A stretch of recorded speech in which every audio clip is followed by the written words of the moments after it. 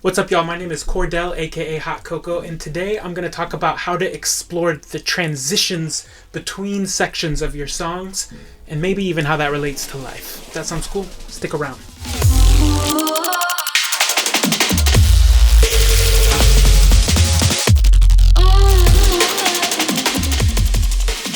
So when I say transition, in the music I'm talking about from one phrase to another phrase, or one section to another section.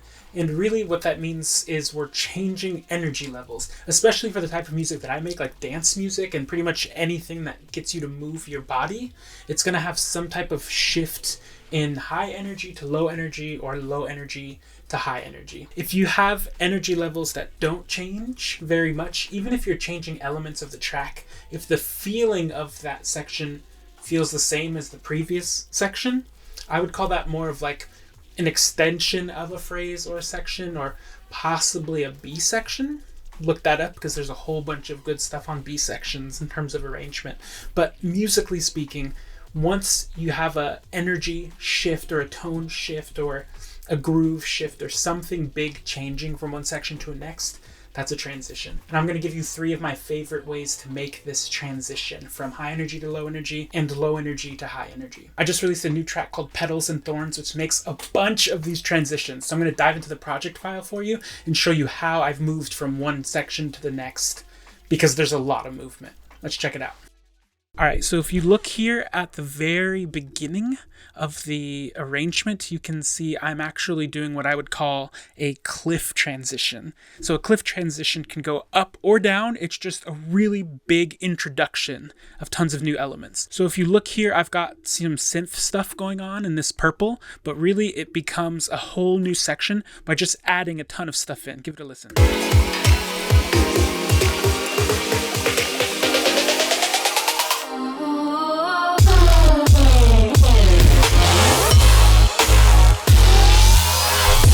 So you can see the difference from this section to this section. The energy goes way up. And as this cliff method suggests, it's just a cliff face. You're just going straight up by introducing a ton of new elements. I'm adding in new bass patterns, drums. I'm adding in new vocals, like new effects. Like there's a bunch of different stuff happening all at once. This is a big way to transition in any type of track.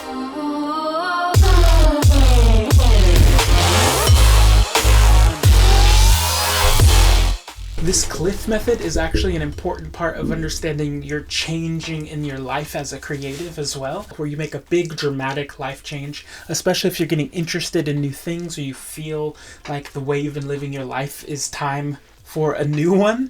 This is a life transition, and this happens all the time with basic things like graduations and new jobs and moving to new places, and there's so many different ways to mark a change, and one big way is to change a bunch of things about your lifestyle. In this case, it would be introducing a ton of new things or a ton of new skills or new practices or new people, and just a big injection of something completely distinct from the way that you've been living. That's the cliff method. Musically, we just introduced a bunch of things, but let's see what happens when we do the opposite of a cliff method. Instead of going up the cliff, we go down the cliff. So in the end of this intro section that we just listened to, what you can see is I do the opposite of going up the cliff. I end up going down the cliff. So you can see a bunch of elements are removed almost all at once.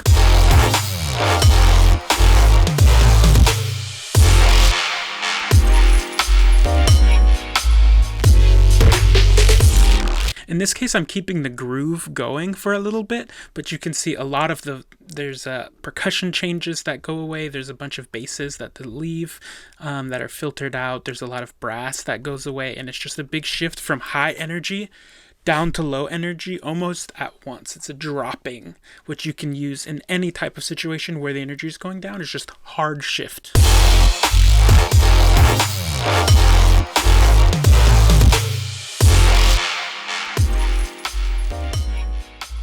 Sometimes these shifts can be dramatic though. If you're making a really big jump up or down, you're going to notice it in your lifestyle. So a lot of times when you're making big shifts and you're introducing tons of new habits, your lifestyle will feel so different that it can often be jarring either way. So this is often difficult to do sustained lifestyle change. And just like musically, it can often be difficult to sustain an energy level if it vanishes right away and stays that way, or if it happens to jump up in energy and stays that way. It can work, but a lot of times it's just so intense. You can see here I'm moving into a bridge where I almost completely lose the groove itself, which is really fundamental to the whole song. And notice how dramatic this shift is. I don't know if I'd be able to keep it here for much longer than it already is. Let's check it out.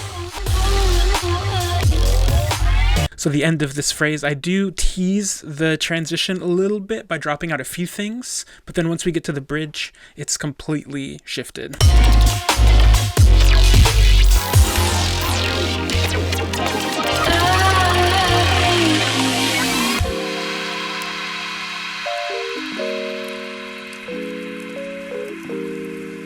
So visually you can already see there's a big transition. A lot of the synths leave, the basses leave, the drums leave, and it's just a really dramatic change. I hint at it a few bars before by taking out some of the drums, but really this is kind of going off a cliff in terms of energy.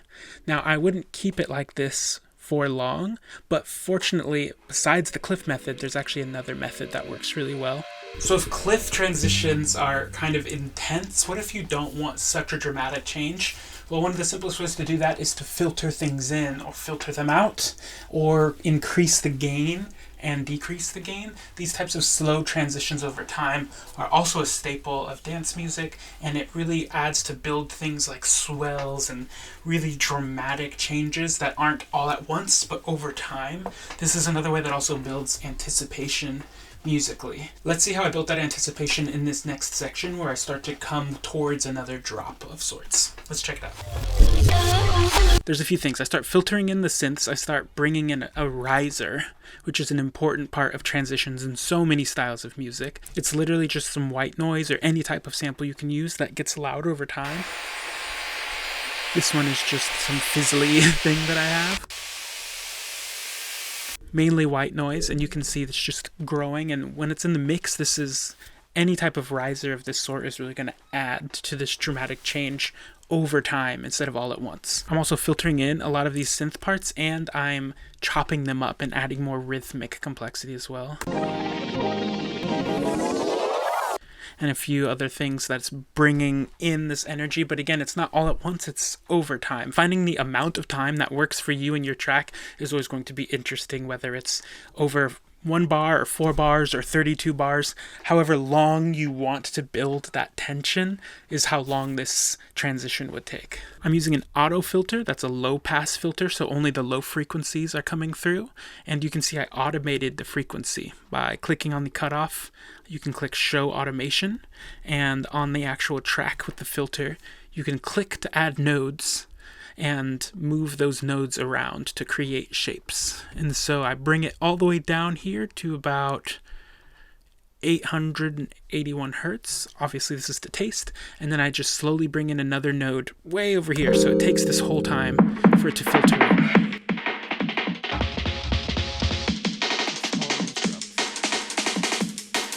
So you can see it's just taking that time to build that tension. That's an amazing way to transition.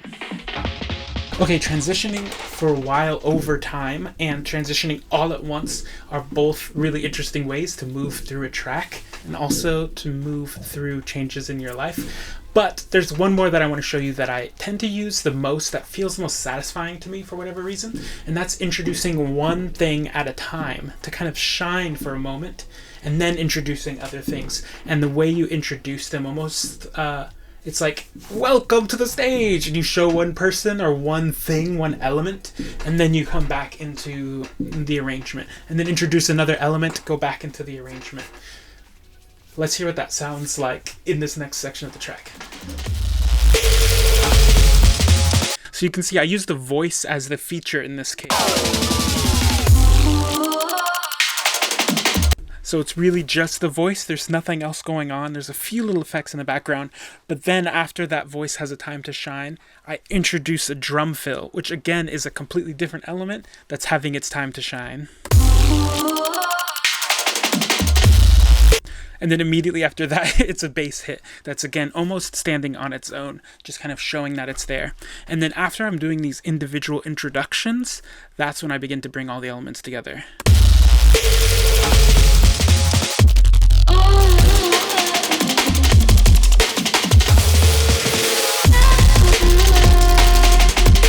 And now we're in a section that has all of those elements kind of playing off of each other.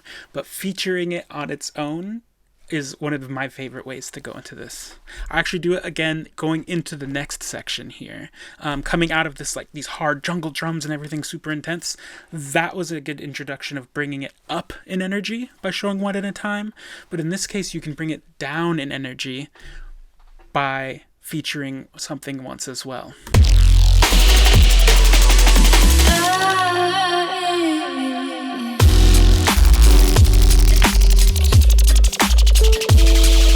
See, this new section actually came out of a gap, just like the section before that came out of a gap, but instead of going higher in energy, it went lower in energy.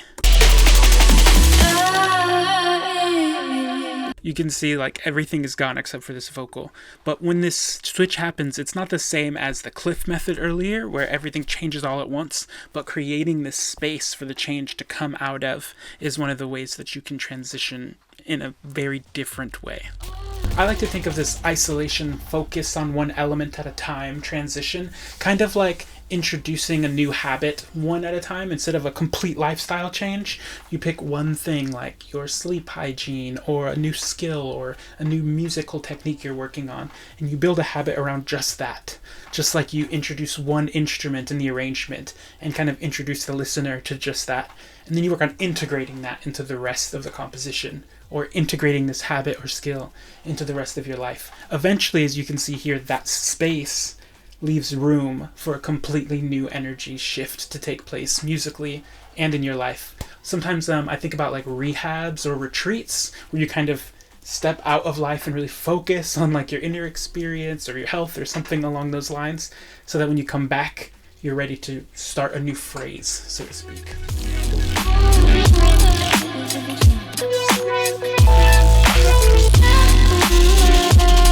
And sometimes you don't even need to transition. You can just keep that energy level going.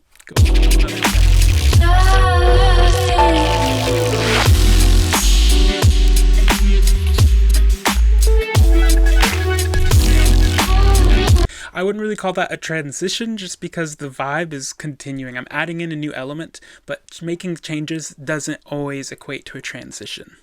Keeping the energy level consistent is always something that's going to be good if you've got a great foundation. So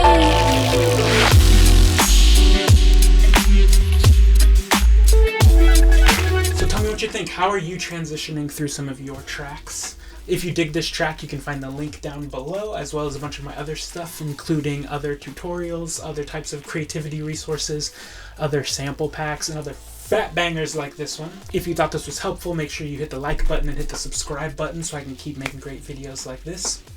And I'll catch you in the next one. Peace!